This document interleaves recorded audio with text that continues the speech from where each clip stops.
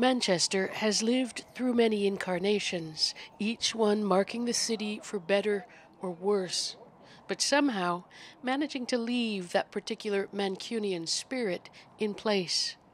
This past week has challenged that spirit in new ways, anger and grief inhabiting the streets. It's happened everywhere, but Manchester today, it's been hit hard the most.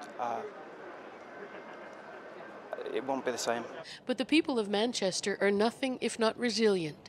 And today, a very different act of defiance was underway in the city's tattoo parlours, no less. All day today, the buzz of the needle struggled to keep up with demand for tats in the shape of a worker bee.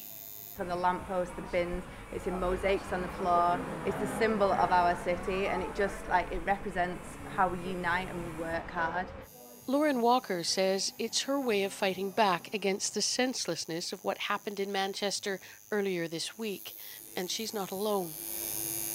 Tattoo artists like Pep Kernock are donating their time for free for anyone asking for a bee tattoo over the next few days. The money paid goes to a fund to help victims of the attack and their families. Well, Manchester people stick together. They're quite proud of where they come from. Manchester, of course, was at the heart of the Industrial Revolution and all the social ills that brought with it. But it also means that some of the greatest reform movements in the history of the country were born here. People here are very proud of that history. Harder to digest, perhaps, is that despite all the pride of place, the bomber was also from Manchester. Salma Nabedi grew up in a neighborhood called Moss Side, where other homegrown jihadists are thought to have been radicalized. Even so, most Mancunians won't let it shake their idea of who they are.